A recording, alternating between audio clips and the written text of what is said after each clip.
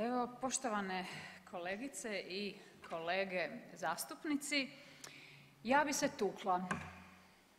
Evo, ko je od vas raspoložen za jednu tuču? Jer vidim da to u sabornici ovdje ide, dakle ne znam je li ima ovdje ratnik Ante Bačić da on dođe da pokaže evo neko svoje iskustvo sa tog prijemnog ispita u toj ratnoj školi je li povlaštenog statusa, ali evo ja bi se tukla jer kad god HDZ zabrlja, otkliže u teške afere, pljačke, korupciju, odmah se potežu evo dimne zavjese da skrenu pozornost na nešto drugo. Odmah se pune mediji bilo čime da se ne bi pisalo o onome što je važno i što je bitno.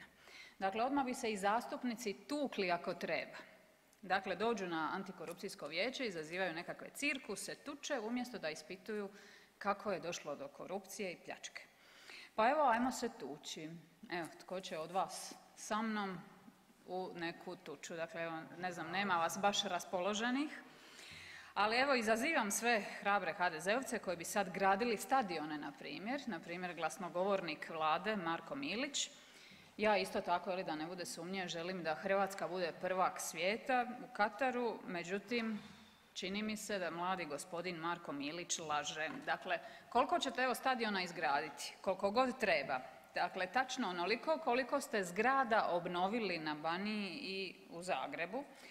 Dakle, kako vas nije sram uopće refleksno reagirati je li kad god neko spomene kako evo jedna od najboljih reprezentacija u svijetu nema svoj stadion, evo vi odmah brže bolje krenete gradit 5, 10 koliko god treba. Nema veze nacrti, nema veze planovi, nema veze nikakvi papiri, dozvole, vi već gradite.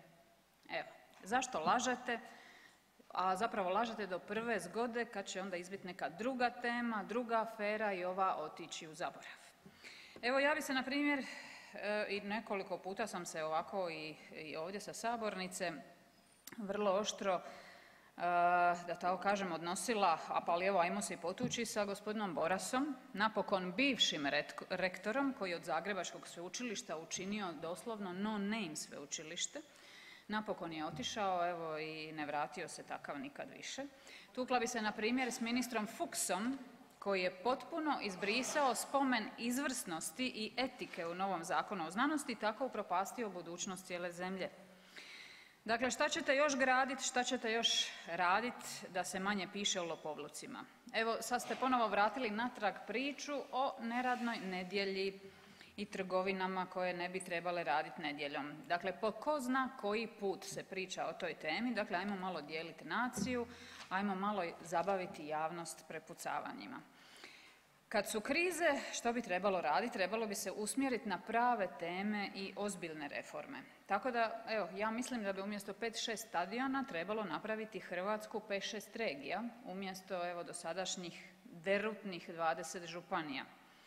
To je prava tema i ako vam je stalo do Hrvatske i do hrvatskog uspjeha, pa i uspjeha hrvatskog nogometa, ajmo smanjiti teret tamo gdje novci cure bez ikakve logike. Ajmo na primjer omogućiti velikim gradovima da imaju ovlasti upravljati svojim prostorom. Ajmo pokrenuti ostale reforme koje se stalno zazivaju, a kojima vlast kontinuirano i stalno laže da će ih provesti, na primjer reforma pravosuđa, da nam procesi ne traju desetljećima, pa na primjer ozbiljna reforma zdravstva, da dugovi nisu veliki ko svemirska crna rupa. Zatim zaista ozbiljna reforma znanosti i obrazovanja kako bi cijenili i stvarali vrhunske znanstvenike koji nam mogu osigurati put u budućnost. Dakle, ima još tih tema o kojima bi se s nekim zaista rado potukla, međutim čini mi se da od saziva do saziva i ovaj Sabor vrvi sve više poltronima, žetončićima, kukavicama koje se ni tuć ne znaju. Posebno ne argumentima, već izazivaju cirkus i tako se dodvoravaju premijeru da je to već degutantno. Potukla bi se ja ponekad i s nekima je li u oporbi čisto da se prebrojimo, da vidimo jel nas ima zaista 70 kad treba Hrvatsku osloboditi dvojbe ili HDZ ili Hrvatska. Dakle, evo ja bi se rado s nekim potukla pa makar i argumentima. Hvala.